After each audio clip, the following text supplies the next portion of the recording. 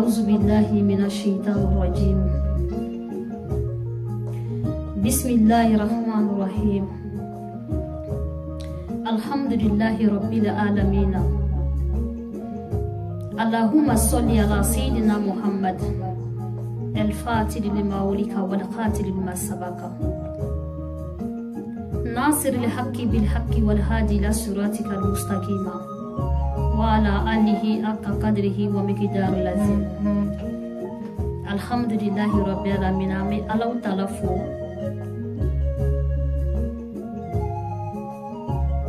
kasoli chaya Aminata Dini Abdoulaye Deka ñogonte ñogomada émission Al Kawsara en juillet la Dama juma temeni ngo même heure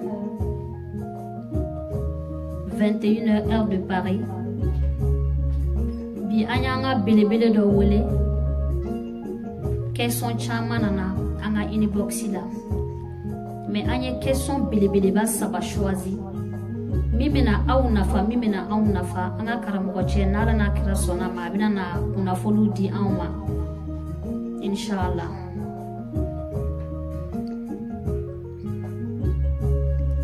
Janna ukadi janna bismillah.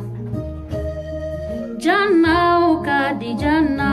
bismillah ikadi janna.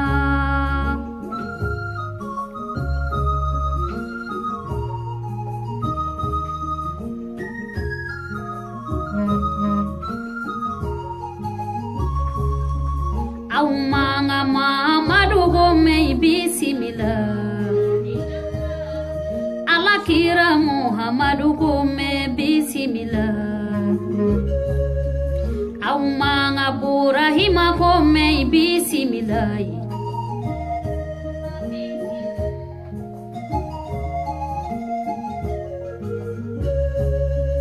Aumanga Nabi Nyuma gome bismillah. Nabila Nuhu kome bismillah. Aumanga Nabi Nyuma kome bismillah. Nabila Ayuba kome bismillah. Aumanga Nabi Nyuma kome bismillah. Nabila Isa kome bismillah. Aumanga Saiba ukome bismillah. Usumana bun afa kome bismillah. Janna ukadi janna bismillah ikadi janna. Janna ukadi janna bismillah ikadi janna.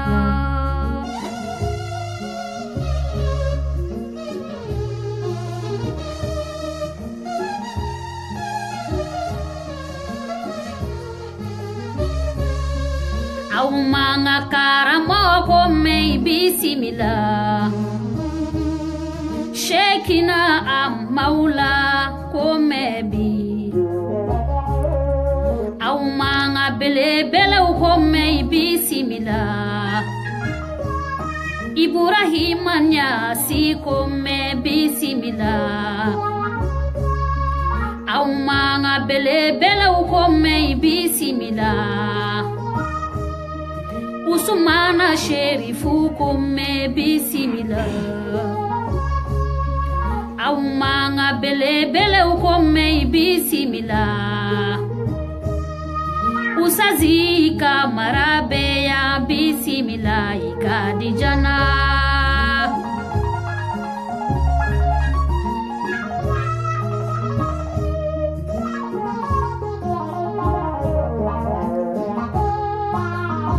Alhamdulillahi rabbil alamin. Ni noyara sisa amina mikoro teme anga karamogoba anga belebele anga ustazi Ustaz Kamara. John ye Ustaz Kamara ye Ustaz Kamara be bomi amina no question kuma hagele n'a ye défaut min y'a la o y'aw balimamuso yɛrɛ ka faute ye sinon alhamdulilahi rabbil alamin. Ousmane, merci. Oustaz Kamara, assalamu alaikum wa rahmatullahi wa barakatuh. Wa alaikum salam wa rahmatullahi wa barakatuh. أعوذ بالله من الشيطان الرجيم. بسم الله الرحمن الرحيم. والصلاة والسلام على رسول الله محمد بن عبد الله صلى الله عليه وسلم وعلى آله وأصحابه ومن تبعهم بإحسان إلى يوم الدين. اللهم صل على نبيك. إن شاء الله مبالمو ne Umar Kamarade Kabo Malila ne Malienye aw nyembe aw balima kede la ani aw dogoni aw denke inshallah anaw ka kalande andana participer aw ka émission la inshallah kerengere la al Kawsara ni ngali jabi kene ambalum su andana ademe akabara la muna comme aw bela jeni mbaru njugumi innamal mu'minuna ikhwa mu'minu ye ñom bali mawye kile aflana wama khalaqtul jinna wal insa illa liya'budun jinani adama dima da fulkama fubato asabana man amila salihan falinafsi ni adama de ko ko kire dine baralaw adama de baralaw yo kire ye ni ye juguma min ke yo kire la ya bala ka gisi juguma ke ma amin ya rabbi. No temana ka bo ambe kene min ka ude ni ngali jabi kene ngambe min fo aw yo folo ode ka fo ko subhanaka la ilma lana illa ma 'allamtana innaka antal alimul hakim. Awnti foido samiya be alay awnti foido la ilma lana dunya foiti ante dunya foiso ka fo kambo fo awi ka baw yere na fanoye illa ma 'allamtana foni ala ya la dunya minna innaka igalo ala de antal alim ede kodo masai antal hakim ede masa dugule kodon obebo ala de la ni ala mambo ami so donina jomi se kayre son donina mashi wala sa nena aw ambela jilen kanga jeka mun fo rabbana zidna ilma antigi ala anjidi donina ala ka soni fel bela jinena bilibili ode doni ni ala ya di mo mi ma ya ala ko wama yuqtal hikma ni ne ala ya hikma di mo mi ma ode ko do ala ya ka kiraw son ode la hikma de kumbe kiraw la kuma don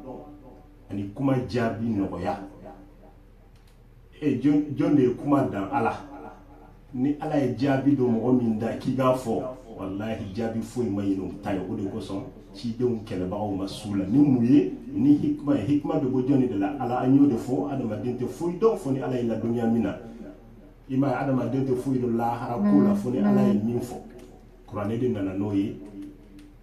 ambe ala tano ka soli anga be nga muhammad ibn abdullah sallallahu alaihi wasallam ali sababu ya rabbi ani qur'ane so inshallah no temera ka boyi anyi ni ngal dama ta dine na fen fitini tala o koson dondula ñiningali kela do nana anka mo ba imam maliki ay ñiningali do poser anka mo la rahimahullah imam darul hijra ako ñiningali fitini be baale bulu ko opposé ko ni imam maliki bi se ka jabi madine misiri kono Imam Maliki kwama ko ni ñiningali fitini do ala tado ko muna ko ni ñiningali fitini ko imam ala ko qur'ane kono inna sanulqi alayka qawlan saqila muhammad ne kuma kande ke e biskuna kuma kamina kan kirin donc ñiningali fitini tala anye ke son bele sabata islamia ɲininkaliw la an ko an b'olu jaabi inshallah an b'a ɲini ala fɛ ala k'an bɛ sababu ma faamuyali ko ɲuman ala k'o di an n'aw bɛɛ lajɛlen ma ala baara cogo ɲuman ala k'o nɔgɔya an n'aw bɛɛ lajɛlen ma o question fɔlɔ ye mun ye o de ye k'a fɔ ko tahiya an balimaw dɔw ye question posé k'a fɔ ko tahiya la ɲuman ko tahiya a qualité ka ca ko a la ɲuman fana ye jumɛn an bɛ min fɔ o yɔrɔ la fɔlɔ an b'a fɔ tiɲɛ don tahiya a ka ca 100 Allahumma salli a ka ca 100 nka dɔnnikɛlaw ko n'i bɛ se min na k'o ka ɲi i ka baara kɛ n'o ye mais tahiya fɔcogo fila bɛ yen an bɛna olu fɔ minnu n'an y'u minɛ an ka dɔnnibagabaw la i kɛra hanifiya ye o i kɛra shafi'i ye o i kɛra malikiya ye o i kɛra hanbali ye o o tahiya qualité fila o fɔcogo ka ca kosɛbɛ an ka karamɔgɔw fɛ o de ye tahiya fɔcogo jumɛn ye bismillahir rahmanir rahim tahiya an bɛɛ lajɛlen b'a dɔn tahiya bɛ kalan yɔrɔ min waati min a kɛra i bɛ nafila seli la i bɛ farida seli la n'i ye joko fila seli k'i sigi tahiya bɛ fɔ o yɔrɔ la o tahiya kun fɔlɔ ye jumɛn ye o de ye k'a fɔ ko attahiyatu lillah at-tayyibatu salawatu lillah assalamu alayka ayyuhan nabiyyu wa rahmatullahi wa barakatuh assalamu alayna wa ala ibadillahi as-salihin ashhadu an la ilaha illa Allah wa ashhadu anna muhammadan abduhu wa rasuluhu ye tahiya fɔcogo ye min ka ca kosɛbɛ nka a bɛ se ka kɛ caman tɛ nin dɔn dɔw b'a fɔ k'anw bɛ min mɛn ka caya o de ye attahiyatu lillah azzakiyatu lillah at-tayyibatu salawatu lillah assalamu alayka ayyuhan nabiyyu wa rahmatullahi wa barakatuh assalamu alayna wa ala ibadillahi as-salihin ashhadu an la ilaha illa Allah wa ashhadu anna muhammadan abduhu wa rasuluhu ni bɛ se nin fila fɛn o fɛn na a ka ɲi i n'a fɔ an y'a fɔ kuma daminɛ na cogo min tahiya ka ca 100 Allahumma salli ka ca 100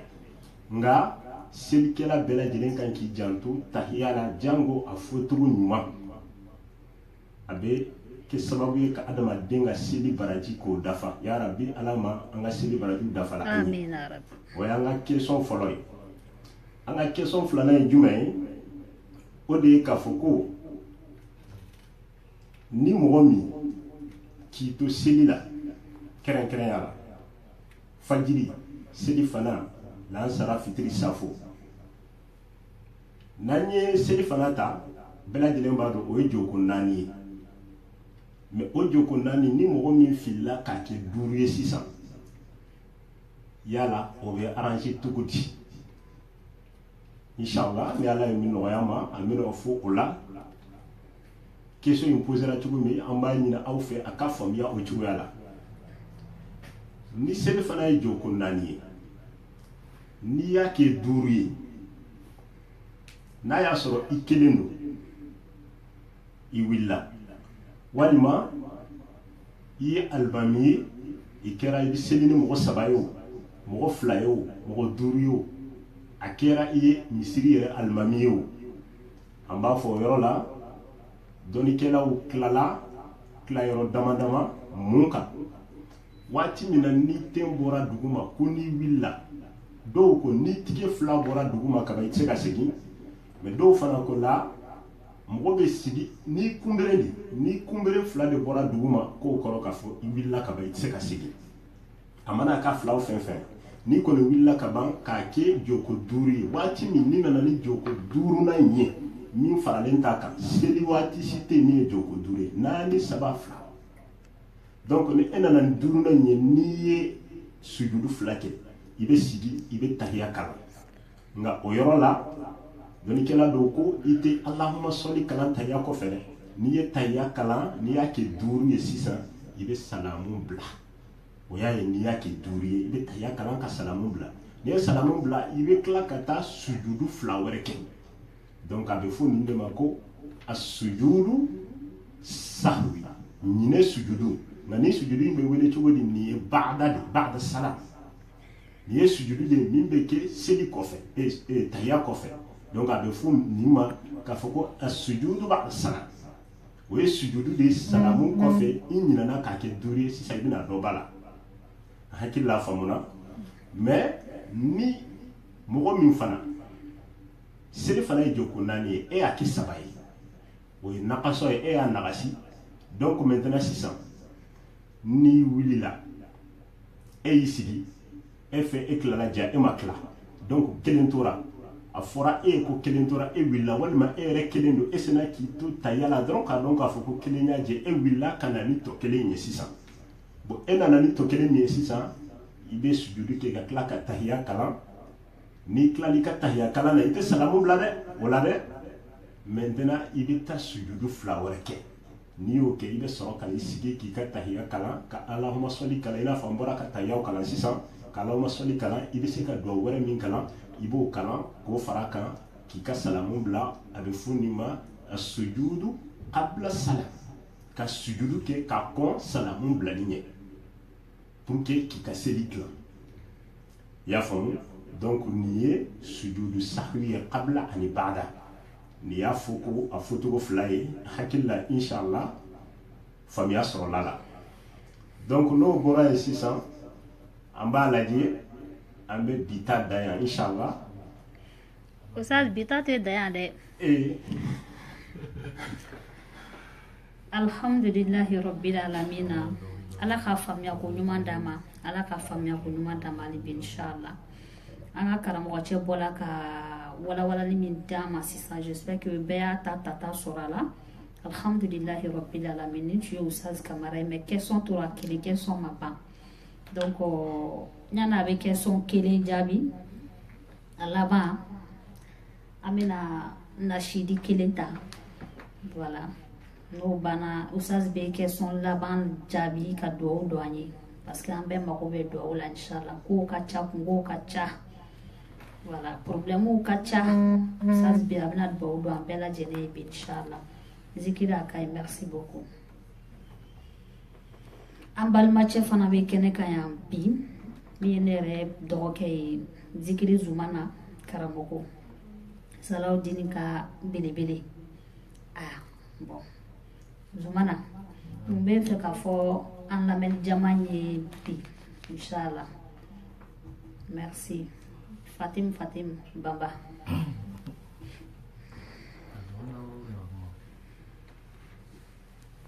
kuma أعوذ بالله السميع العليم من الشيطان الرجيم بسم الله الرحمن الرحيم الحمد لله رب العالمين أبي سلام دي إسلام بلا جنما مفو إسلام بلا جنما السلام عليكم ورحمة الله تعالى وبركاته السلام ورحمة الله وبركاته إن شاء الله من أستاذ فو أغاير مجيلا أي أسونا أغا ولي كتلا بلا ما أغاير دي بلاسي كنا نينا نكرو Ami foli d'a ma halisa ala ka kɛ aljinɛ sara ye inshallah an jɛna cogo min na ka taa an bɛɛ jɛ aljinɛ kɔnɔ ten ala m'o kɛra amina ya rabbi halisa lamɛn jama bɛɛ an bɛ salamu di bɛɛ lajɛlen ma ka salamu di n yɛrɛ kɔrɔmuso ma min ye Alima Kulibali ye inshallah a fana ni cɛ bonya na a ye cikan lase ma ko n ka na émission assister donc vraiment a diyara n ye fana a bonyana n ma Albisa ala ka badenya sigi amina rabbi aljinɛ badenya ye ani salamu yɛrɛ fana di Usman ma n'a ko mɔgɔ jama bɛɛ lajɛlen salamu di grand frère fana ma inshallah an b'a fɔ lamɛn jama in na ni fulakɛ jamaw ɲinɛ ko o k'o jija ni émission na nafaba de b'a la inshallah question min b'o bolo u bɛ to k'a poser i ma inbox la o la émission bɛrɛ inshallah an bɛ a poser Ustaz fana kun a bɛ se ka réponse d'a ma cogo min na hakɛto la n b'o kan sallallahu Muhammad alhamdulillahi rabbil alamin an bɛ bɔ fana ka foli kɛ an ka karamɔgɔ cɛ ye min ye Alaji Sanusi ye a fana tun kan ka ye kɛnɛ kan yan bi mais ala ka latigɛ y'a sɔrɔ a balimacɛ dɔ ka kalifa minɛna la kunu donc an bɛ dugawu kɛ ala ka hinɛ tagabaga la ala ka yafa k'a ye ala ka dayɔrɔ suma inshallah donc an bɛna nasidi filanan ta n'o banna an bɛna question sabanan bila Ustaz Kamara kun Usas kamara mo chama bi fula yale ika foli chama bale belinga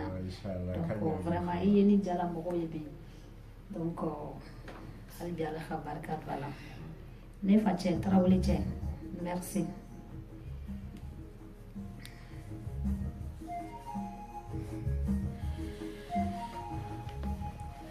semaine wara zikiri kene donga au prêt semaine wara zikiri kene voilà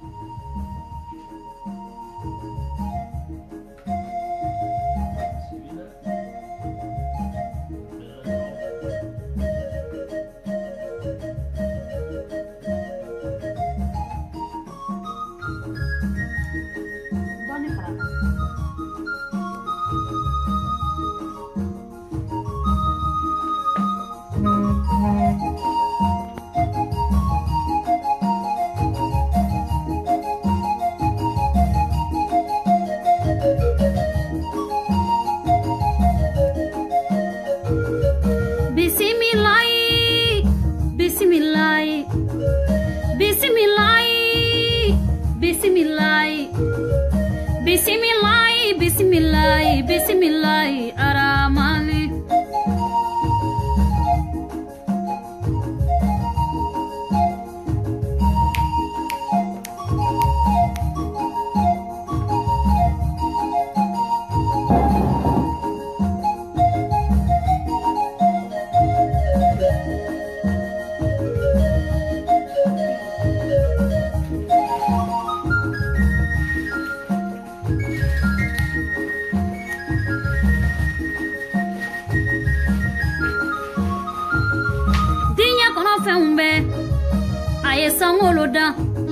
sangolo wolo vila da aye dugolo kono feunda aya dama de unda adama wolo de unle awa wolo de unle obebola masalala jabaru ne mado bismillah aramani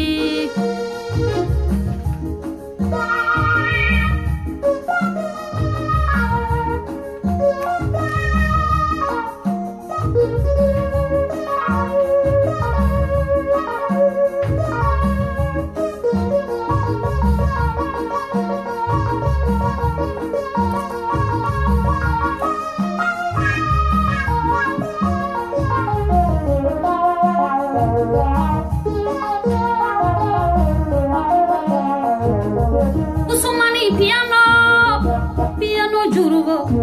Mamadou Fasalle Abibulai Fasalle Isibulai Fasalle Nabiyulai Fasalle Shafiulai Fasalle Obebola Masala Jabaru Nemado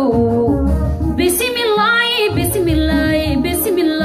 aramai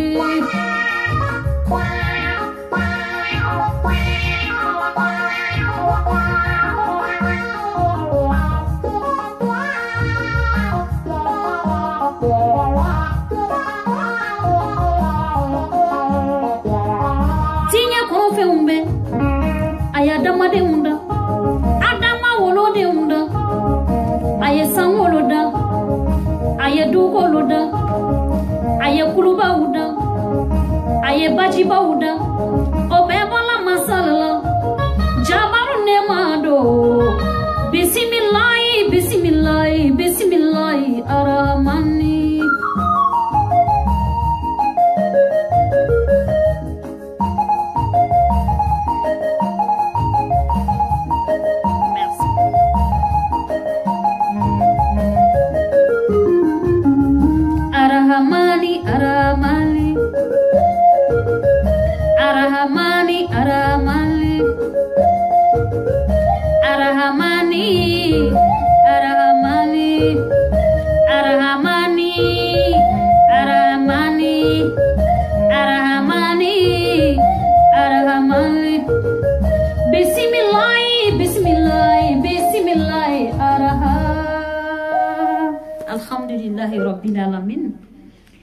ni tu ye nasidi filanan ye an bɛna question sabanan ani question laban an bɛn'o poser Oustaz Kamara kun ala k'a faamuya ko ɲuman d'a ma inshallah. Oustaz Kamara.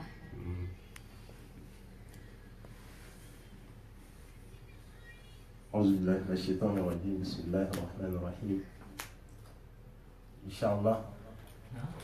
كما عمل جلما كلام تقول إن شاء الله toujours ani sualu jaabi be ɲɔgɔn n'o ye ɲininkali jaabi ye fɛn min don a nafa ka bon kosɛbɛ ala kira yɛrɛ ko ten ala yɛrɛ y'a fɔ kuranɛ kɔnɔ بعد أعوذ بالله من الشيطان الرجيم فاسألوا أهل الذكر إن كنتم لا تعلمون ay doni baw ɲininka fɛn min na n'aw t'a dɔn ne ni aw si tɛ koyi ne yɛrɛ ti dɔnniba ye koyi ne ni aw bɛɛ ka kan an bɛɛ b'a la k'a fɔ ko mɔgɔ minnu ye dɔnnibaw ye olu de taara ka ban k'u ka gafew to u ye min to an b'a la k'o de lakale i y'a faamu an tɛ foyi la yan lakaleli dama kɔ k'an ka dɔnnibaw ɲininka fɛn na an tɛ fɛn min dɔn mɔgɔ si kana na se ala ma ye k'a fɔ ko ne m'a mɛn bibi ne bɛ se k'a fɔ ne banna de donc o la ɲininkali laban min b'an bolo yan o de ye k'a fɔ ko shafi'i wal witri shafi'i ni witri ko yala sunna don wa walima farida don wa shafi'i ni witri ye mun ye fɔlɔ shafi'i ni witri de ye k'a fɔ ko ni safu selila ka ban joko saba min bɛ seli ka sɔrɔ k'i da i b'a ye mɔgɔw bɛ joko fila seli n'o ye shafi'i ye n'o banna joko kelen i b'o seli i bɛ da o ye witiri ye ko yala o selili farida don wa walima sunna don an b'a fɔ inshallah farida tɛ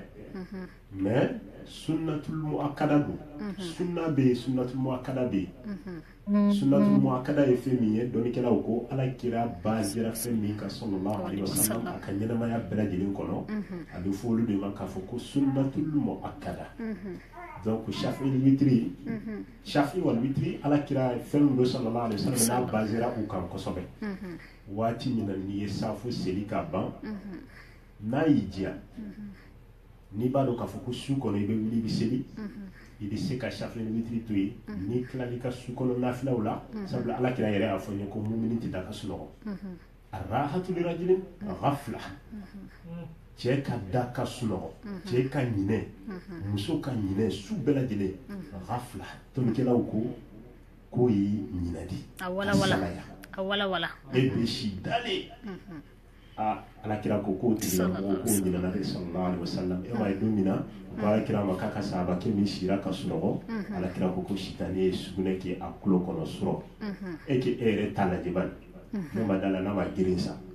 wuli su kɔnɔ tatajafa junubuhum anil madaji yad'un ko Sayyidina Ali y'o de fɔ Sayyidina Ali ko alijinɛ min n'ale y'a kɔmɛ kuranɛ kɔnɔ alijinɛ min ka di ale dabali bɛ ban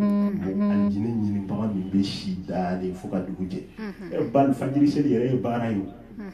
i y'a faamu donc shafi witri n'i y'a don su kɔnɔ i bɛ se ka wuli ka seli wuli i ka seli n balimakɛ n balimamuso n'i tilala i b'i ka shafi ni ka witri seli n'a fɔ ala kira kun b'a kɛ cogo min walima n'i b'a dɔn k'a fɔ fana su kɔnɔ ne bɛ wuli ka seli n'a y'i diya n'i ye safo seli dɔrɔn i bɛ se ka joko fila in seli a to kelen n'i tilali ka su kɔnɔ seli la waati min na dɔrɔn i b'ale seli nka kelen in kɔni n'i y'o seli ka ban seli tɛ daga ye bilen fo fajiri ka wele sabula ala kira sallallahu alaihi wasallam a kun b'a ka seli de datugu ni shafi ni witiri ye i y'a faamu dɔnnikɛlaw ko shafi ale bɛ se ka seli nka ni witiri selila dɔrɔn a tɛ bɛn i ka seli wɛrɛ kɛ abada fo fajiri ka wele donc ale selili farida tɛ nka sunnatul muakkada don kosɛbɛ ka kan mumini na laqad kana lakum fi rasulillahi uswatun hasana i m'a ye ala ko k'ale ye alakira d'an ma ladegeli ko ɲuman n'an ko an ye alakira kanubagaw ye alakira jogo ɲɛnamaba dɔ filɛ nin ye alakira tɛ sunɔgɔ su fɛ sallallahu alaihi wasallam jurumu t'a la a ma jurumu kɛ wallahi a jɛlen nana a jɛlen taara nka o ma sunɔgɔ a mantonw jɔyɔrɔ bolo e ka alakira mantonw lajɛ bi n'a y'a sɔrɔ alakira kanu de ye nin n'an ye ko caman kɛ ko alakira kanu alakira ka jogo belebele dɔ de filɛ nin ye su kɔnɔ seli ani shafi witiri inshallah an b'a deli ala fɛ ya rabbi ala ka waati ni seli nɔgɔya an ma amina ya rabbi min b'an bolo ka fara kan an b'a fɔ an balimaw u k'u sɛbɛ don seli ma munna k'u k'u sɛbɛ don seli ma kuma ye kabako kuma don mɔgɔ man kan tɛ k'a fɔ silamɛ ye i sɛbɛ don seli ma misali kelen bɛ yen adamaden i nalen diɲɛ kɔnɔ san 40 san 50 san 60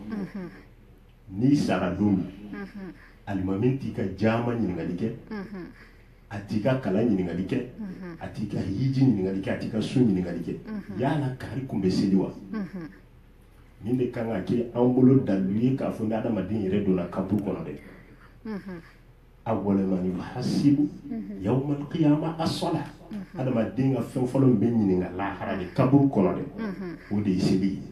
n'o ɲɛna baara tɔw ɲɛna n'o tiɲɛna baara tɔw tiɲɛna e m'a ye alakira ka saba de seli min kun b'a senkɔrɔ sallallahu alaihi wasallam waati bɛɛ a sigilen bɛ alakira kɛrɛfɛ ni alakira ko k'a bɛ wuli a bɛ girin k'a ka samara don a sen na ni alakira ko k'a bɛ taa min kɛ dɔrɔn saba denmisɛnnin bɛ girin ka wuli k'o ko kɛ alakira y'a ɲininka ko sisan sa a fɔ n ye mun ka di ye a fɔ n ka ala deli ala k'o di ma ɔrɔ ni ne ni e don an b'a fɔ ko wari saba denmisɛnnin m'o fɔ dɛ a ko mura faqataka fil janna ne filɛ nin ye e Muhamadu kɛrɛfɛ yan cogo min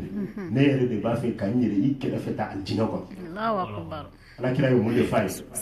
alakira ma se ka girin ka duwawu k'a ye ten de ko a ko n'o don ala k'i don alijinɛ kɔnɔ alakira ko a ma sallallahu alaihi wasallam alakira de kun bɛ se mɔgɔ kalan na a inni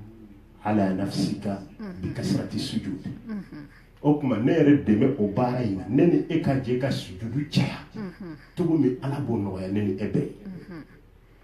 nin bɛ mun yira a kana si ka suma a ka wuli i n'a fɔ ale yɛrɛ bɛ wuli cogo min o bɛɛ ka seli ka duwawu kɛ ala b'a nɔgɔya cogo min i ma hadisa wɛrɛ la an b'o kɛ ka kuma kuncɛ alakira ko ten man salla sintayya 10 raka'atin tatawwa kulli yawmin ghayra faridatin illa bana Allahu lahu baytan fil janna ni maa min yɛra kan 12 seli tile kɔnɔ k'a sɔrɔ farida tɛ k'o kɛ e taabolo ye ko fɔ ala ka so dɔ jɔ o tigilamɔgɔ ye alijinɛ kɔnɔ mɔgɔ min ka so jɔra alijinɛ kɔnɔ ka ban o bɛ taa mun ɲini jahanɛmɛ na bilen ya rabbi an b'a ɲini ala fɛ seli kɛ ko ɲuman ala k'o nɔgɔya ne ni aw bɛɛ lajɛlen ma a minɛ cogo ɲuman ya rabbi anw de bɛ bato kɛ ala de b'a minɛ ala k'an ka batow minɛ balimaw an kana farati seli la wallahi alakira bɛ fatu don min a ye mun de fɔ sallallahu alaihi wasallam as-salat wa ma malakat aymanukum a y'aw jija seli fɛ a y'aw jija seli fɛ ani aw ka marafɛn minnu b'aw bolo n'o y'aw ka aw musow n'aw ka jɔnw n'aw denw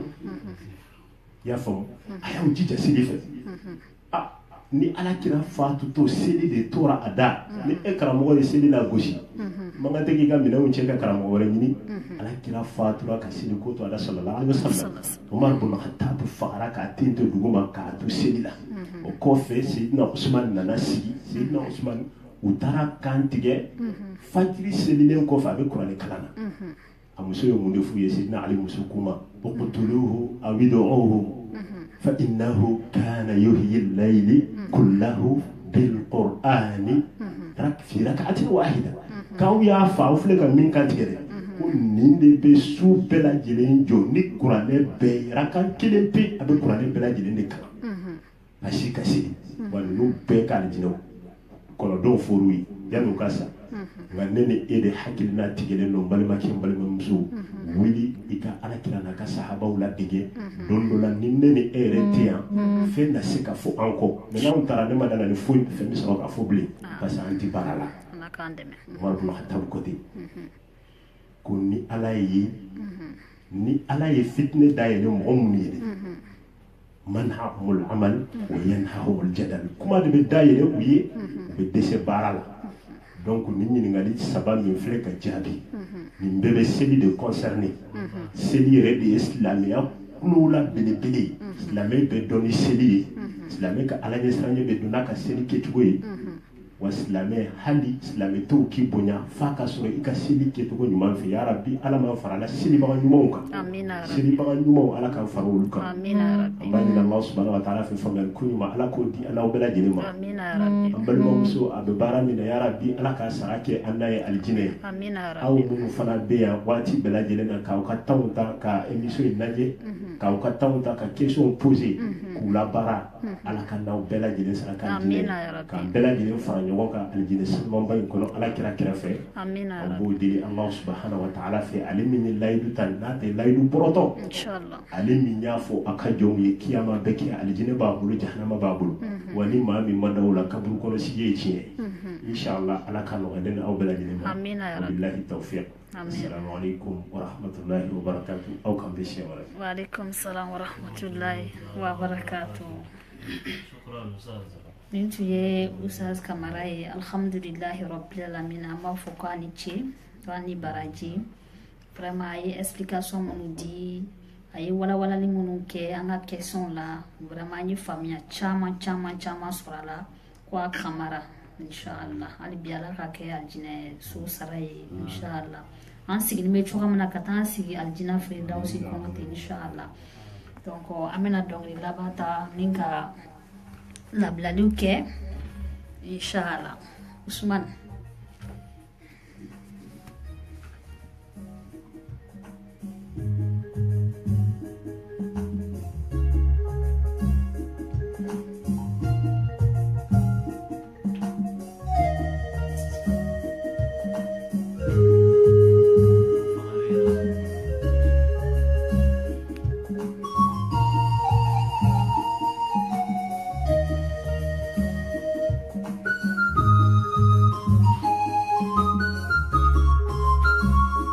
Alhamdulillah silamaya edina bay alhamdulillah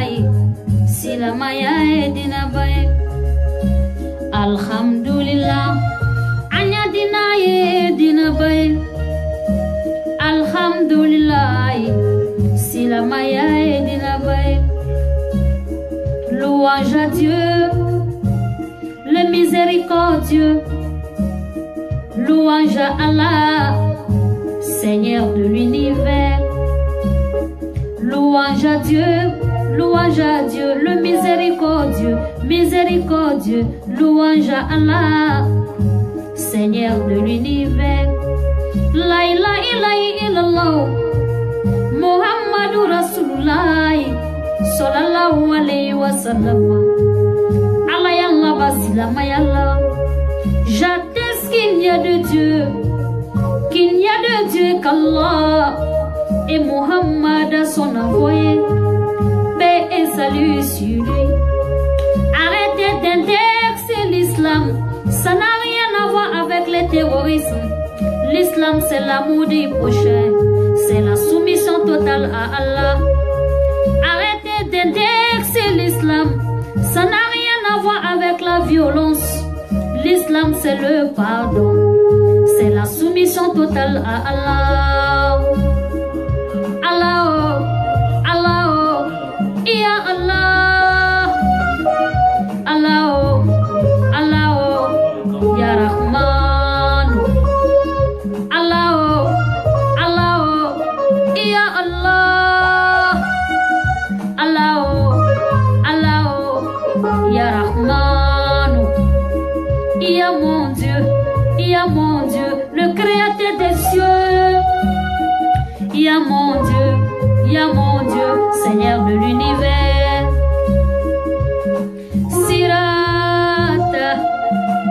Sirata,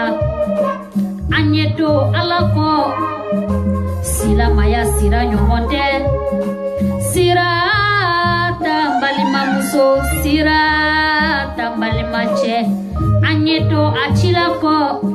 Sila maya sira nyomonde.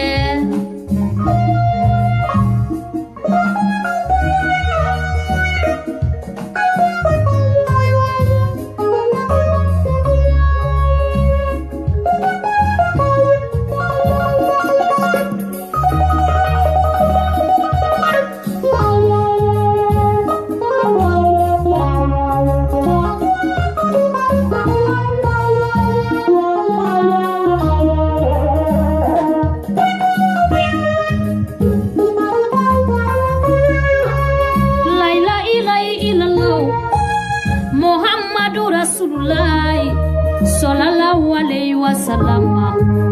Allah yallah basila mayalla. J'atteste qu'il n'y a de Dieu, qu'il n'y a de Dieu qu'Allah et Muhammad a son envoyé, paix et salut sur lui. Arrêtez d'indexer l'islam, ça n'a rien à voir avec la violence. L'islam c'est le pardon, c'est la soumission totale à Allah. Allah oh, Allah oh, ya Allah. Allah oh, Allah oh, ya Wadudu. Allah oh, Allah oh, ya Latif. Allah oh, Allah oh, ya Samadu.